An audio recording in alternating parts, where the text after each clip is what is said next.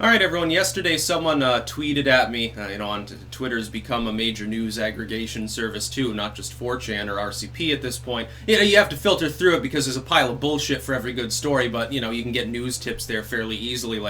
Trust me, it's a godsend when people are sending me news tips. I don't always reply, but generally I read them. Somebody sent me a tweet that they had made. They're like, support independent media. Chip in this special rate $1 a month or some stupid shit like that. I'm thinking to myself, yes, the New York Times is fully independent media. Just ignore the fact that we coordinate with political campaigns. Ignore the fact that we literally put out government propaganda. Ignore the fact that we're dying. Like they're like, oh, well, we had a surge in new subscriptions. Oh, how wonderful. Okay, I was thinking about it this way. Here's how to look at it the proper way. When we're looking at genuine independent content, we're typically looking at individuals. Like what I do, nobody else is officially helping me with what I'm doing. I've got a potential merchandising deal going on right now that might involve another person. Get a website built or whatever. People send me news tips or give me ideas and criticism, positive or negative. But I don't have like an office. I don't have a janitor or anything. Instead of looking at the absolute numbers of a media order like CNN or the New York Times, look at the number of people who generally are making content and do some division. Look at the total number of viewers of a cable show. It's not just the people in the cable show itself, like Joe and Meeker are saying, okay, well, then divide by 2 for that. What about all the other people that are responsible? The writers, the editors, the people who man the cameras, people who maintenance the electrical system, manage the servers, manage the social media. You can have 20, 30 people easily for even some of the smaller slots on these in these firms. Now, of course, some of those people, they overlap with multiple shows, but if you would look at the New York Times, how many people typically are making most of the content? I don't mean like someone writes an op-ed twice a year or something, or someone does a column once a month. That doesn't count, okay? Give them some credit. Some dozens of people generally, that's their main staff, their main repartee of actual writers and editors, their actual top-level staff. And when you do that division, you find that for the individuals in there, for a much, much larger cost, they reach far fewer people than most independent commentators of any real value and notoriety on YouTube alone, as well as a bunch of bloggers, people increasingly on alt tech, people who do vlogging on other sites, people who manage mainly their own websites, have a podcast or Twitch streaming or something like that. Essentially, their efficiency is hilariously low. And so the New York Times, number one, is not actually independent. They take their marching orders. They've got a hierarchical system. You're working for the New York Times, you're a writer, you got to get it through the editor. And the editor might have to get it through the owner, depending on how sticky that story is, depending on what it's about. You will get all sorts of pushback from political campaigns. You'll get pushback from corporations. Don't air this story, air this one instead. Could you change this line? Hey, my lawyer's going to contact you if you say this on air.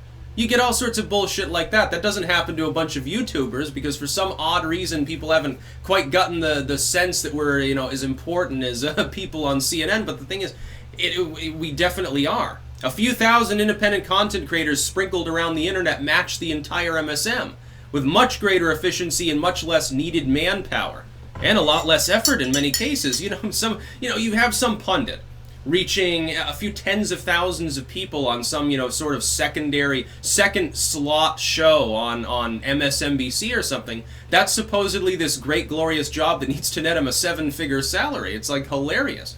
Yeah, instead I could pay 10 major YouTubers salaries. God help all those idiots, those fucking morons, if we ever have a sort of a confederation of content creators. My God, it'd be the biggest media juggernaut the world's ever seen. It'd cost maybe 1% of what they have to pay. That's why they're trying to knock us all out of the way on YouTube and get rid of alt tech. And they're trying to ban people off Twitter because they don't want the competition because we're winning. So, yeah, naturally, they have to stoop. They have to hit below the belt on these things. They're not independent. The New York Times hasn't been independent media in a very, very long time. They're a bunch of penthouse-dwelling corporatists. They're a bunch of liberal authoritarians. In a dedicated sense, like they're the Clinton people. They were completely on board with the crazy shit. They never questioned anything Clinton said, other than, well, maybe she's not doing quite as well as she should, considering that her opponent is Satan. So here's some positive criticism for the Hillary Clinton campaign. They've been bought out for decades now. Independent creation, yeah. For only $1 a month, we can propagandize to you. We need your help in spreading government-approved propaganda.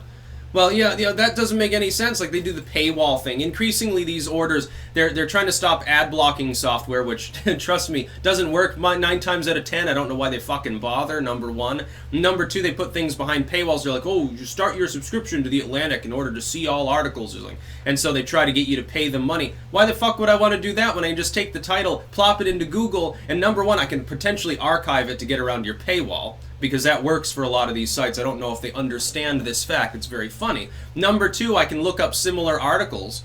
I can get it from local sources. Like, I can go to RCP and it's all aggregated there for me with write-ups and everything. Or maybe some blogger, takes those news articles, analyzes them, and so is posting them there. Potentially a copyright problem, but it's not really enforced, because that would be you can imagine the internet would pretty much break down if you weren't able to actually provide that material for criticism. I think Matt Christensen the other day got a strike for copyright on a 2-year-old unlisted video that he was referring to on there. And it's really, really, really funny. It's like the copyright system online is going haywire. There's a reason why I don't use infographics. There's a reason why I never, other than sharing the articles themselves, I never use any third-party content. I just link it in the description archived, of course.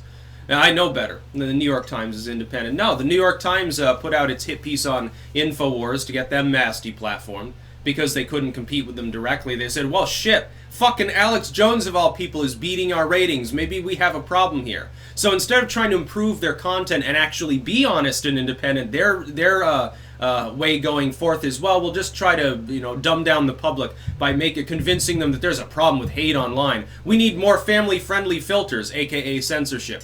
We need Silicon Valley to destroy our competitors. I mean clean up their act. That's basically what it's about. Censorship-loving authoritarian morons, and they're losing anyway, like, heftily losing. Really, really funny.